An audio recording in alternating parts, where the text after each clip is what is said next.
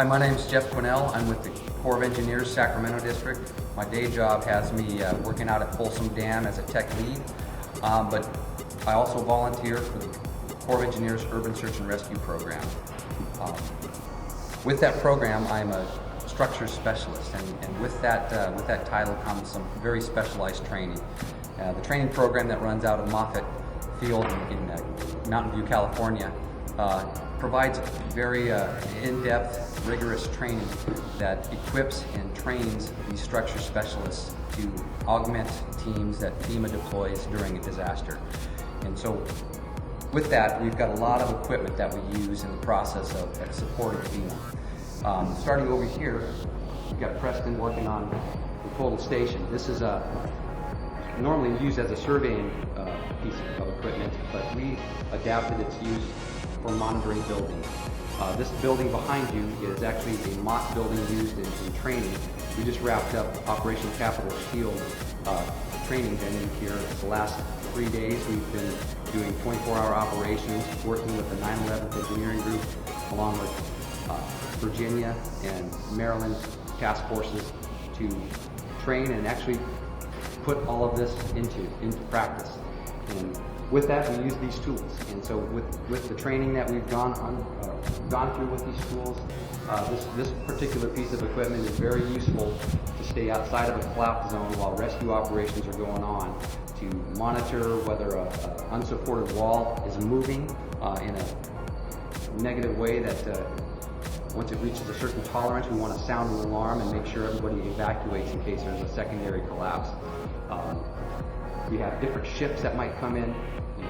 We want to make sure to take good notes, sketches, document our coordinates of different points that we're monitoring so that other teams can rotate in and take over this monitoring. We've also adapted it to be able to just pick this up and move if we're in the way of rescue operations and be able to set up just within a few minutes.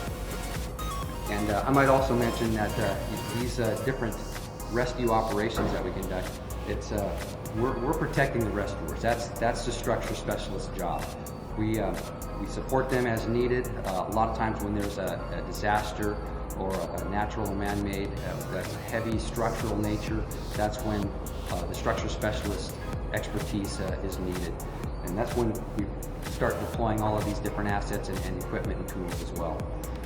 Another piece of equipment that we use is the wireless building monitoring system. We call it the WBMS, and it's very useful for when we have different elements of the structure, whether it's a wall, a column, a floor. We can set this up and zero out its angle, and if there's any kind of rotation, we've got a wireless handheld device that can sound an alarm and work. It does this remotely, and it sounds an alarm when the wall starts moving or any kind of rotation occurs. So we could rotate that.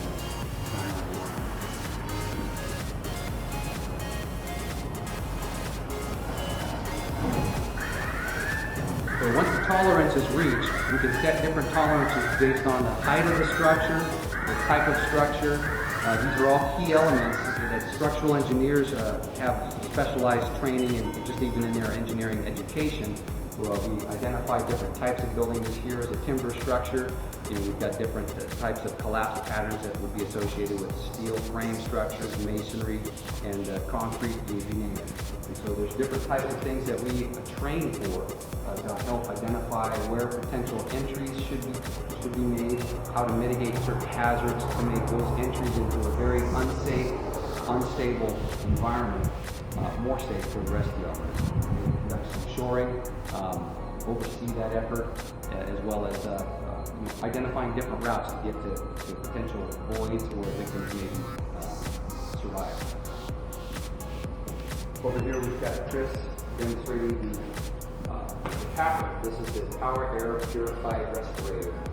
And this is used often with a hazmat or mop suit to enter into the hazardous environments.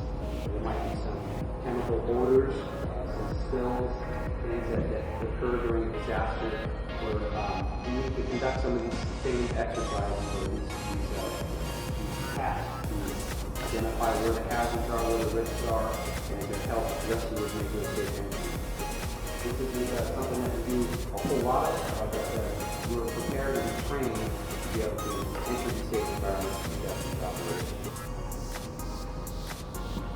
got a whole cache of equipment and tools that we also use.